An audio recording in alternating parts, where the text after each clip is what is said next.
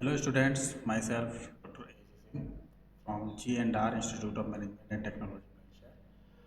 And now the topic for discussion today is chromosomal anomalies. आज हम chromosomal anomalies के बारे में अध्ययन करेंगे। ये जेनेटिक्स का एक पार्ट है और मोस्टली जितने भी मेडिकल कॉम्पिटिटिव एंट्रेंस एग्जाम्स होते हैं उसमें इससे रिलेटेड एक दो क्वेश्चन पूछ लिए जाते हैं। यहाँ तक कि जो यूनिवर्सिटी के पैटर्न्स एग्ज़ाम्स होते हैं उसमें 1 या 2 नंबर के शॉर्ट क्वेश्चंस में भी कई बार क्रोमोसोमल एनोमलीज़ के बारे में पूछ लिया जाता है। अब इसमें 2 तरीके के एस्पेक्ट्स हैं, या तो क्रोमोसोमल एनोमलीज़ स्ट्रक्चरल फॉर्म में पूछा जा सकता है यानी बाय डेफिनेशन, और एक इसका न्यूमेरिकल एस्पेक्ट्स आता है कि क्रोमोसोम्स में किसकी एब्सेंस या एक्सेसनेस होने से क्रोमोसोमल एनोमलीज़ या डिसफंक्शंस देखने को मिलते हैं। तो इसके दोनों अप्रोचेस हैं, न्यूमेरिकल भी है और थ्योरेटिकल भी है। तो थोड़ा सा जनरल जानने की कोशिश करते हैं कि ये क्या है और किस तरीके से इसका रोल जेनेटिक्स में होता है। यहाँ पे बाय डेफिनेशन इंट्रोडक्शन में देखते हैं, जैसे लिखा है DNA is the building block of the life and responsible for everything in your body. तो हम सभी जानते हैं कि डीएनए अपने आप में एक जेनेटिक मटेरियल है जो सेल के अंदर सेल ऑर्गेनेल्स जो कोशिकांग हैं उसमें भी 2 टाइप्स के सेल ऑर्गेनेल्स हैं। फर्स्टली आप देखिए न्यूक्लियस और उसके बाद में माइटोकॉन्ड्रिया।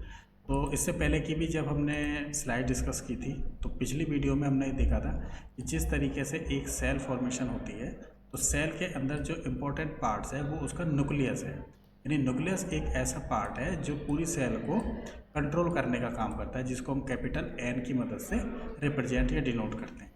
इसी के साथ साथ एक पार्ट है सेल ऑर्गेनेल्स है जिसे हम माइटोकॉन्ड्रिया, जो कि जस्ट इसके नीचे जो एंडोप्लाज्मिक रेटिकुलम है उसके पास ये पाया जाता है, उसके नीचे ये देखने को मिलता है। तो न्यूक्लियस के अंदर अगर जेनेटिक मटेरियल मिलता है तो उसको बोलते हैं न्यूक्लियर डीएनए, और अगर माइटोकॉन्ड्रिया के अंदर डीएनए जो कि एक जेनेटिक मटेरियल है अगर मिलता है तो उसको बोलते हैं माइटोकॉन्ड्रियल डीएनए। अब इसे रिप्रेजेंट करने का तरीका क्या है, अगर न्यूक्लियस में मिलता है तो हम उसको लिख देते हैं स्मॉल एन और फिर बाद में डीएनए, यानी कि इससे ये प्रेजेंट हो रहा है कि ये न्यूक्लियर डीएनए के बारे में बात हो रही है। इसी तरीके से यहाँ पे हम देख सकते हैं कि जैसे एम है तो एम का मतलब हो गया माइटोकॉन्ड्रिया। अगर यही चीज़ यानी जेनेटिक मटेरियल डीएनए माइटोकॉन्ड्रिया के अंदर पाया जाता है तो इसको हम लिखेंगे एम स्मॉल टी करके, एम टी यानी कि माइटोकॉन्ड्रियल, और फिर आगे लिख देंगे डीएनए यानी कि माइटोकॉन्ड्रियल डीएनए है ये। तो माइटोकॉन्ड्रियल डीएनए और न्यूक्लियर डीएनए, तो ये एक ऐसे जेनेटिक मटेरियल है जो सारी ट्रांसक्रिप्शन की और ट्रांसलेशन की प्रोसेस में अपना इम्पोर्टेंट रोल प्ले करते हैं, और सभी बॉडीज़ के सभी तरीके की सेल्स में पाई जाती है, चाहे वो सोमाइट सेल्स हो चाहे वो जेनरल सेल। तो जेनेरिक सेल्स और सोमाइट सेल दोनों में कंप्लीट और फाइनली रूप में एक जैसे देखने को मिलता है। अब इससे कौन कौन सी चीज़ें डिपेंडेंट करती हैं, ये किस चीज़ के लिए रेस्पॉन्सिबल होता है। अब फॉर एग्जांपल देख लीजिए, जैसे अगर हम सोमाइट्स बॉडी की बात करें तो उसमें आई कलर है, ऑर्गन का डेवलपमेंट है, हाइट है, फेशियल फीचर्स हो सकते हैं, मोटर डेवलपमेंट है जो कि न्यूरॉन सेल से रिलेटेड है। तो ये सारी चीज़ें हमें इन्हीं इन्फॉर्मेशंस के द्वारा यानी कि डीएनए जो जेनेटिक मटेरियल है उसके न्यूक्लियोटाइड्स के सीक्वेंसेस के द्वारा इन्फॉर्मेशन हमें मिलती है। अब क्रोमोसोमल एनोमलीज का मतलब है कि जब क्रोमोसोम्स के नंबर अगर किसी कंडीशन में, किसी एक खास स्पेसिफिक कंडीशन में या तो उनके नंबर्स घट जाएं या बढ़ जाएं, यानी क्रोमोसोम्स के नंबर्स एक्सेसनेस में अधिकता हो जाए उनकी, तब प्रॉब्लम क्रिएट करेगी, या फिर उसके पेयर्स कम हो जाएं तब प्रॉब्लम क्रिएट करेगी। फॉर एग्जांपल मान के चलिए जैसे ह्यूमन क्रोमोसोम की बात करते हैं तो ह्यूमन क्रोमोसोम में 23 पेयर्स होते हैं, जिसमें हमें पता है कि जो 22 पेयर्स होते हैं, यहाँ पे हम देख सकते हैं कि जो 22 पेयर्स होते हैं तो 22 पेयर्स तो हो गए हमारे सोमाइट्स बॉडी के, इसे तो हम बोलेंगे सोमाइट्स। और इसी तरीके से जो एक पेयर बचेगा उस एक पेयर को बोलते हैं हम जेनेरिक सेल्स के क्रोमोसोम, यानी कि इसे बोलते हैं हेट्रोक्रोमोसोम। तो जो 22 जोड़ी है, ये 22 जोड़ी जो 22 पेयर्स हैं ये होते हैं ऑटोक्रोमोसोम, इसे ऑटोक्रोमोसोम बोलते हैं। इसी तरीके से जो जो आपका लास्ट पेयर बच गया है इसको बोलते हैं हेट्रोक्रोमोसोम, हेट्रोक्रोमोसोम या सेक्स क्रोमोसोम। तो इन्हीं क्रोमोसोम्स के नंबर्स में अगर किसी तरीके से कोई कमी हो जाए या अधिकता हो जाए तो वो क्रोमोसोमल एनोमलीज का मतलब है एक तरीके से डिसफंक्शन या डिससिमिलैरिटी, है ना, एक तरीके से एक ऐसा प्रभाव जो जेनेटिकली आइडियल नहीं है और एक ऐसी सिचुएशन क्रिएटेड करता है जिसकी वजह से जेनेटिक डिसऑर्डर देखने को मिल सकते हैं, डिजीज़ देखने को मिल सकते हैं, तो वो है एनोमलीज का मतलब है एक ऐसा मैनेजमेंट जो अपने आप में इनकम्प्लीट हो, ठीक से ना हो, अव्यवस्थित, क्रोमोसोमल अव्यवस्था इसको बोल सकते हैं हिंदी में।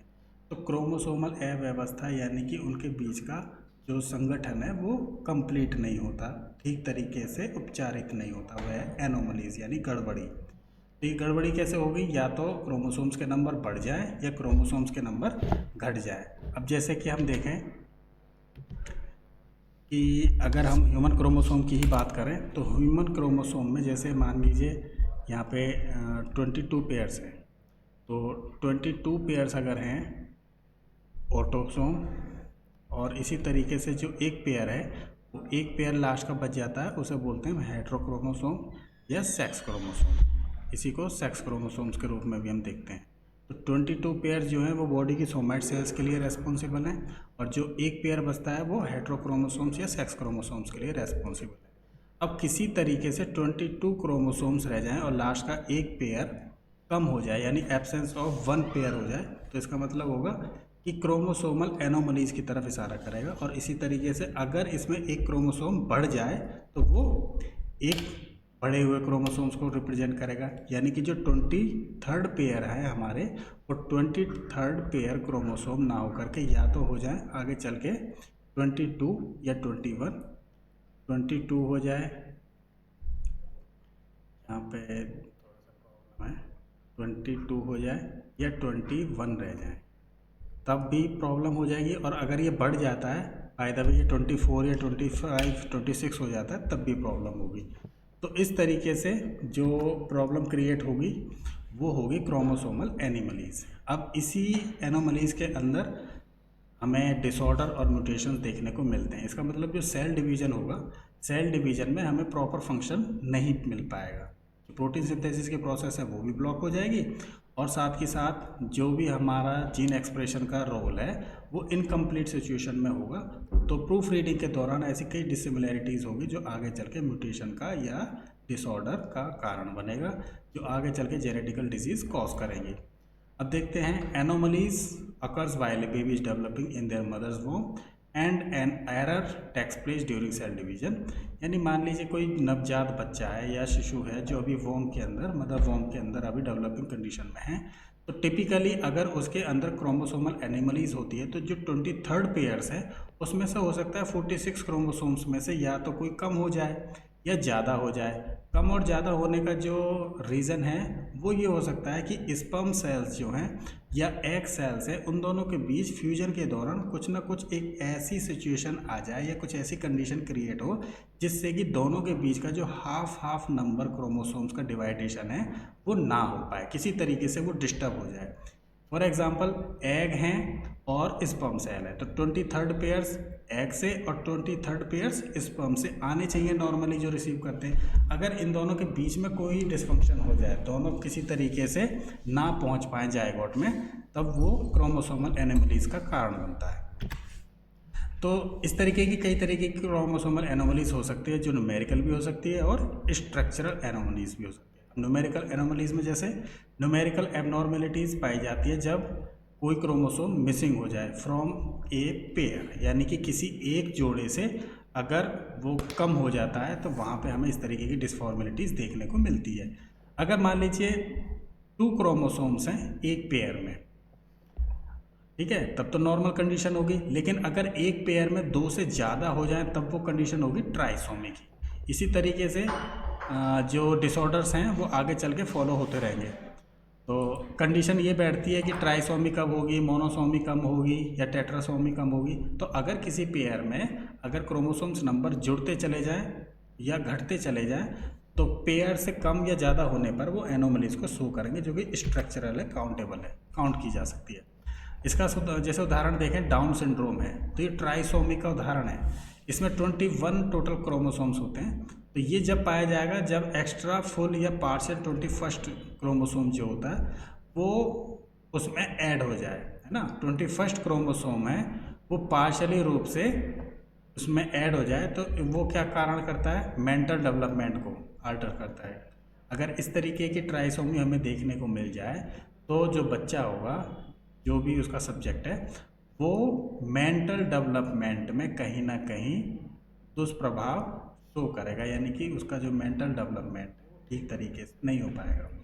अब इसी तरीके के कुछ और भी अपीयरेंस, जैसे फेशियल अपीयरेंस हो सकते हैं, पुअर मसल टोन हो सकती है जिसे हाइपोटोनिया भी बोलते हैं, ये अर्थराइटिस में आ जाता है। तो इस तरीके की कुछ कंडीशंस हैं जो देखने को मिलती है। तो ये डाउन सिंड्रोम। इसी तरीके से देखें एडवर्ड सिंड्रोम है, ट्राइसोमी का केस है ये भी। इसमें क्या होता है 18, यानी कि जब 18वें नंबर का जो क्रोमोसोम है उसमें अधिकता हो जाए, यानी कि कोई एक क्रोमोसोम 18वें नंबर के क्रोमोसोम पे अधिकता हो जाए, जुड़ जाए, उस पेयर के साथ एक्स्ट्रा ऐड हो जाए, तो वो क्या कारण करेगा, ऑर्गन और फिजिकल फीचर को डेवलपमेंटल फेज से अलग कर देगा। यानी कि उसमें ऑर्गन्स जो होंगे वो उस तरीके से डेवलप नहीं हो पाएंगे जिस तरीके से नॉर्मली होते हैं नेचुरली फॉर्म में, और जो उसके डेवलपमेंटल फीचर्स हैं वो बहुत डिले हो जाएंगे, लेट फॉर्म में जा करके उनका डेवलपमेंटल फेज स्टार्ट होगा। इसी तरीके से टर्नर सिंड्रोम है। टर्नर सिंड्रोम में जब एक सिंगल एक्स क्रोमोसोम है फीमेल के अंदर, ठीक है, तो ये एस्ट्रोजन हार्मोन को इफेक्ट करेगा। मान लीजिए हमें पता है कि XX क्रोमोसोम होते हैं फीमेल के अंदर, अब उसमें से एक X क्रोमोसोम है, केवल एक X क्रोमोसोम, जबकि दूसरा X क्रोमोसोम एब्सेंट है, तो उस कंडीशन में जो एस्ट्रोजन हार्मोन है वो रिलीज नहीं हो पाएगा। तो उसकी वजह से क्या होगा कि आगे चल के जो फेमिनिज्म के जो करेक्टरिस्टिक्स होते हैं जो कि उसको अलग बनाते हैं मेल से, वहाँ पे कहीं ना कहीं इफेक्ट देखने को मिलेगा, डेवलपमेंटल फेज उसकी डिले हो जाएगी। इसी तरीके से क्लाइनेफेल्टर सिंड्रोम है। इसमें आप देख पा रहे हैं कि XXY है, यानी कि एक X क्रोमोसोम है वो एक्स्ट्रा जुड़ जाता है। टर्नर और क्लाइनेफेल्टर जस्ट अपोजिट हैं। टर्नर में आप देखिए कि केवल एक X क्रोमोसोम है, जबकि क्लाइनेफेल्टर में आप देखिए कि एक एक्स्ट्रा क्रोमोसोम है। एक X क्रोमोसोम कम होने की वजह से X रह गया, जबकि एक एक्स्ट्रा होने की वजह से क्लाइनेफेल्टर में XXY हो गया।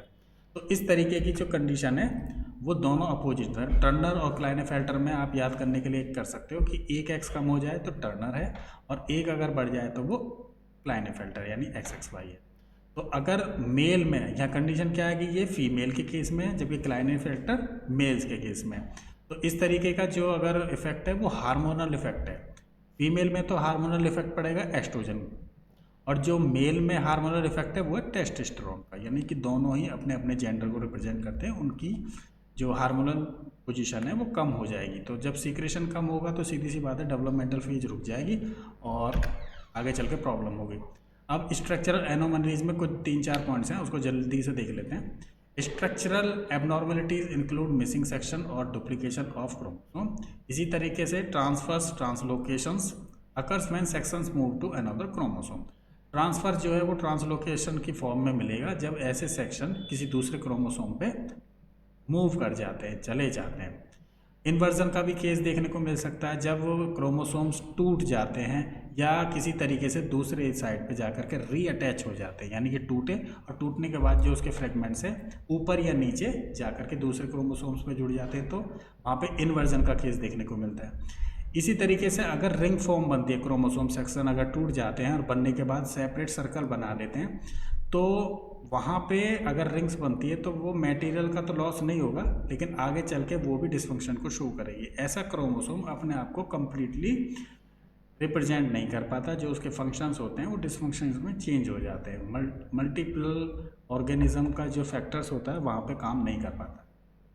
इसी तरीके की जो कैरेक्टरिस्टिक्स हैं वो डिसऑर्डर्स के रूप में क्रोमोसोमल एनोमलीज को शो करते हैं। अब जैसे यहाँ पे है क्राइडो-चैट सिंड्रोम। ये क्राइडो-चैट सिंड्रोम है, 5p माइनस सिंड्रोम भी इसे बोलते हैं। ये पार्शियल डिलीशन हो जाता है शॉर्ट आर्म का, जो 5वें नंबर का क्रोमोसोम है उसकी जो छोटी आर्म्स होती है शॉर्ट आर्म, उसका डिलीशन, डिलीट का मतलब है लगभग विलुप्त हो जाता है, जिसकी वजह से क्या होगा, जो हेड का साइज है और जो बर्थ वेट है जन्म के दौरान वो इम्पैक्ट्स हो जाता है, तो घटेगा या बढ़ जाएगा। इसी तरीके से पैलिस्टर किलियन सिंड्रोम है, तो इसमें डुप्लीकेशन होता है, यानी कि मल्टीपल 2 कॉपी बन जाती है। डुप्ली का मतलब है एक रेप्लिका और बन जाएगी, डुप्लीकेट बन जाएगी उसकी कॉपी। 12वें नंबर का जो क्रोमोसोम है वो डुप्लीकेट कॉपी के साथ तैयार हो जाता है, जिसकी वजह से क्या रिजल्ट होता है, इंटेलेक्चुअल डिसेबिलिटीज़ हो जाती है, सीजर्स होने लगते हैं और पुअर मसल टोन जिसे हाइपोटोनिया भी कहते हैं। तो ये डिसफंक्शंस होते हैं पॉलिस्टर किलियन सिंड्रोम के। इसी तरीके से जैकबसन सिंड्रोम है जो 11q डिलीशन डिसऑर्डर भी इसे बोलते हैं। इसमें क्या है कि जो जेनेटिक मटेरियल है उसका लॉस हो जाता है, कहाँ से, जो 11th नंबर का क्रोमोसोम्स है उसमें से जेनेटिक मटेरियल का लॉस हो जाता है। अब जेनेटिक मटेरियल यानी डीएनए है, तो डीएनए के कुछ फ्रेगमेंट्स न्यूक्लियोटाइड सीक्वेंसेस के रूप में डिलीट हो जाते हैं, जिससे ये बीमारी तैयार होती है। अब इससे क्या है, फेशियल फीचर्स जो हैं, जो फिजिकली फीचर्स है, मॉर्फोलॉजिकली देखे जा सकते हैं, जो मुंह से संबंधित है, उनमें डिफरेंटिएशन आना शुरू हो जाता है और जो डेवलपमेंटल डिलेज हैं वो इसमें देखने को मिलते हैं। तो इस तरीके की ये कुछ जनरल सिंड्रोम्स हैं। अब आपने देखा कि ये स्ट्रक्चरल फॉर्म में भी हैं और न्यूमेरिकल फॉर्म में भी हैं। तो इस तरीके की हमें क्रोमोसोमल एबनॉर्मेलिटी देखने को मिलती है। तो कॉम्पिटिटिव एग्जाम में जनरली ऐसे क्वेश्चन पूछ ले जाते हैं कि अगर एक्स क्रोमोसोम एक्सेस है या एब्सेंट है तो कौन सी डिजीज़ होगी, है ना। या सीक्वेंसेस में पूछ ले जाते हैं कि अगर एक्स क्रोमोसोम है तो मेल फीमेल में कौन सी डिजीज़ है, अगर एक्स एक्स वाई क्रोमोसोम्स का कॉम्बिनेशन है तो मेल में कौन सी डिजीज़ होगी। तो मल्टीपल चॉइस में ऐसे क्वेश्चन पूछ ले जाते हैं और यूनिवर्सिटी पैटर्न एग्जाम में भी छोटे छोटे क्वेश्चन के रूप में ऐसे आ जाते हैं। तो इस तरीके से ये काफ़ी इम्पोर्टेंट एक टॉपिक है।